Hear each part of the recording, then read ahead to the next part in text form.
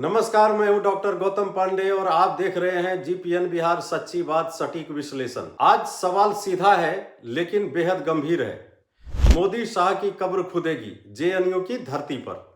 यह महज एक नारा है या फिर छात्र राजनीति के नाम पर बोई जा रही नफरत की खेती। कभी कहा गया हिंदुस्तान तेरे टुकड़े होंगे, कभी अफजल हम शर्मिंदा है तेरे कातिल जिंदा है, और अब सीधे देश के प्रधानमंत्री और गृह मंत्री की कब्र की बात। आज की 10 मिनट की पड़ताल में हम नारों की राजनीति नहीं बल्कि संविधान, कानून और लोकतंत्र की मर्यादा की बात करेंगे। आखिर मामला क्या है, विस्तार से समझिए। 5 जनवरी 2026 की रात दिल्ली की जेएनयू यूनिवर्सिटी के साबरमती हॉस्टल के बाहर कुछ छात्र इकट्ठा होते हैं। मौका था उमर खालिद और शर्जिल इमाम को सुप्रीम कोर्ट से जमानत न मिलने के फैसले का विरोध। लेकिन विरोध करते करते भाषा की मर्यादा तार तार हो गई। नारे लगे मोदी शाह की कब्र खुदेगी जेएनयू की धरती पर।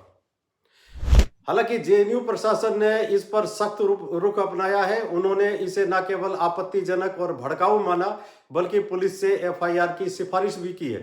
प्रशासन का साफ कहना है यह जेएनयू कोड ऑफ कंडक्ट और लोकतांत्रिक असहमति की मर्यादा का उल्लंघन है। अब यहाँ एक बड़ा संवैधानिक सवाल खड़ा होता है, क्या यह अभिव्यक्ति की आजादी है? देखिए, हमारा संविधान अनुच्छेद 19(1)(a) के तहत हमें बोलने की आजादी देता है, लेकिन संविधान निर्माता जानते थे कि बिना लगाम की आजादी खतरनाक हो सकती है।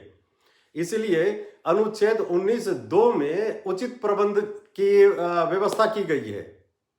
अगर आपकी भाषा सार्वजनिक व्यवस्था बिगाड़ती हो, हिंसा के लिए उकसाती हो या किसी की भी मानहानि करती हो तो कानून आप पर कार्रवाई कर सकता है।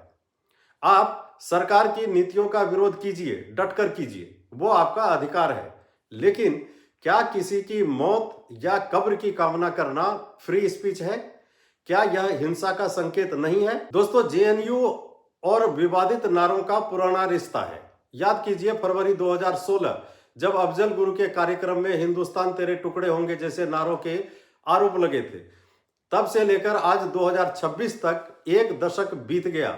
दुख की बात यह है कि जिस जेएनयू को विश्व स्तरीय शोध और स्कॉलरशिप के लिए जाना जाना चाहिए था, आज उसकी पहचान इन नारों और विवादों से जुड़ती जा रही है।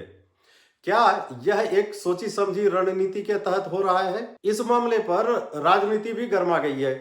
बीजेपी इसे टुकड़े टुकड़े गैंग और अर्बन नक्सल मानसिकता कहती है। गिरिराज सिंह जैसे नेताओं का कहना है कि यह कानून और सुप्रीम कोर्ट को सीधी चुनौती है। दूसरी तरफ जेएनयू छात्र संघ और लेफ्ट संगठनों का तर्क है कि ये नारे प्रतीकात्मक हैं। वहीं कांग्रेस के कुछ नेताओं का मानना है कि बीजेपी मुख्य मुद्दों से बेरोजगारी से ध्यान भटकाने के लिए इसे तूल दे रही है। लेकिन सवाल यह है कि प्रतीकों के नाम पर क्या हम इतनी कड़वाहट समाज में घोल सकते हैं? इसका एक और गंभीर पहलू है। यह विरोध सुप्रीम कोर्ट के फैसले के खिलाफ था। जब आप कोर्ट के फैसले पर सड़क पर खड़े होकर ऐसी भाषा का इस्तेमाल करते हैं तो क्या यह न्यायपालिका की गरिमा पर हमला नहीं है? कानून विशेषज्ञ मानते हैं कि सुप्रीम कोर्ट चाहे तो इस पर सो मोटो ले सकता है। हालांकि अभी तक ऐसे कोई संकेत नहीं मिले हैं, लेकिन यह मामला रूल ऑफ लॉ के लिए एक बड़ी परीक्षा है। चलते चलते एक बात सोचने वाली है, जेएनयू असहमति का गढ़ बना रहे, लोकतंत्र के लिए यह जरूरी है। लेकिन जब असहमति नफरत में बदल जाए तो यह पूरे शिक्षा तंत्र के लिए एक खतरे की घंटी है। लोकतंत्र में कब्र और बर्बादी जैसे शब्द किसी भी स्वस्थ बहस का हिस्सा नहीं हो सकते। आजादी का मतलब अराजकता नहीं होता है। आप इस पूरे घटनाक्रम के बारे में क्या सोचते हैं? क्या इन नारों को विरोध माना जाए या अपराध? अपनी राय कमेंट बॉक्स में जरूर साझा करें। इस वीडियो को ज्यादा से ज्यादा शेयर करें ताकि एक स्वस्थ विमर्श की शुरुआत हो सके। और निष्पक्ष विश्लेषण के लिए जीपीएन बिहार को सब्सक्राइब करना ना भूलें। मैं डॉक्टर गौतम पांडे विदा लेता हूं। जय हिंद, जय बिहार।